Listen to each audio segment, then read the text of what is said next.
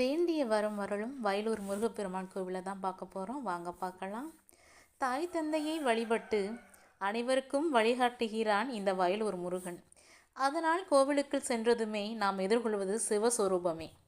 பிள்ளையாரப்பாவுக்கு இல்லாத முதல் வணக்கமா இந்த திருத்தலத்தில் உள்ள கணபதி பொய்யா கணபதியாக பேர் கொண்டுள்ளார். இவரிடம் வேண்டினால் பொய்க்காது என்பது வாக்கு. இவர் சந்நிதிக்கு அருகே அருணகிரிநாதருக்கு பீடம் அமைக்கப்பட்டு இருக்கிறது.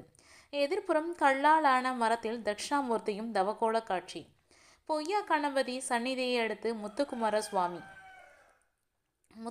சுவாமி அழகாக மயில் மீது அமர்ந்த திருக்கோலத்தில் உள்ள முருகனை காண கண் கோடி போதுமா? இந்த ஜென்மம் தீருமா? அடுத்து முத்துக்குமார சுவாமியை தொடர்ந்து சுப்பிரமணிய சுவாமி வள்ளி தெய்வானை சகிதமாக காட்சி தருகிறார். வடபுற மூலையில் மகாலட்சுமி அருள் பாலிக்கிறார். வயலூர் முருகனை தரிசிப்பவருக்கு எனது அருள் கண்டிப்பாக உண்டு என்பது போல காட்சி தருகிறாள் மகாலட்சுமி. கோவிலின் வெளியே கல்லாலான மரத்தடியில் வேல்வடிவில் உள்ள தோற்றமே இடும்பன் கோயில் என்றும் கிராம தேவதை கோயில் என்றும் சொல்கிறார்கள். முருகன் கைவேலின் வடிவமாகிய தேரடியான் கோவிலும் வந்தோருக்கு வளம் தரும் அம்சமாக காட்சியளிக்கிறது. வயலூர் முருகனை வழிபட்டு இரவா புகழை பெற்றார் அருணகிரிநாதர் என்று ஒருபோதும் இந்த தலத்தின் பெருமைக்கு ஒரு சான்று. பழனி திருச்செந்தூருக்கு வேண்டுதல் வைத்தவர்கள் இந்த கோயில் வந்து தங்கள் நேர்த்திக்கடனை செலுத்தலாம். ஆனால் வயலூரை வைத்த வேண்டுதலை வேறு எந்த கோயிலிலும் செலுத்த முடியாது. அசலோடு வசூலித்து விடுவான் இந்த வடிவேலன் என்பது ஊர் மக்களின் சொல்லாக இருக்கிறது.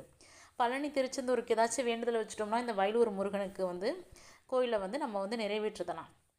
ஆனால் வயலூர் முருகன்கிட்ட நீங்கள் வந்து நேர்த்திக்கடன் வச்சுட்டிங்களா இந்த கோவிலை மட்டும்தான் நீங்கள் வந்து செலுத்தணும்.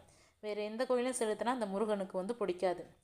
வயலூருக்கு வைத்த வேண்டுதலை வேறு கோயிலில் செலுத்த முடியாது. அசலோடு வசூலித்து விடுவான் இந்த வடிவேலன் என்பது இந்த ஊர் மக்களின் சொல்லாக இருக்கிறது.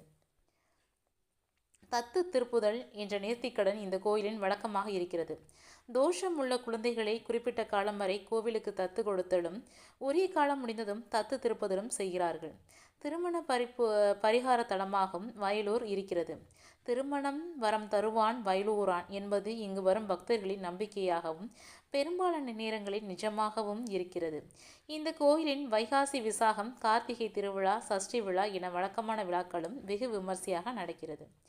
இவ்வளோ சக்தி வாய்ந்த கோவிலுக்கு நாமும் செல்வோம். தோஷங்கள் இருந்தால் அத்தனை நிறைவேற்றி கொடுப்பாரு. திருமணம் வந்து தடை இருந்தால் இந்த கோவிலுக்கு போங்க, உடனடியாக திருமணம் வந்து நல்லபடியாக முடியும். நாமும் செல்வோம் வயலூரார் முருகன் கோவிலுக்கு. நம்ம வீடியோ பார்க்குறவங்க அதிகளவு சப்ஸ்கிரைப் பண்ணுங்கள், அதிகளவு ஷேர் பண்ணுங்கள். தொடர்ந்து நம்மளை ஃபாலோ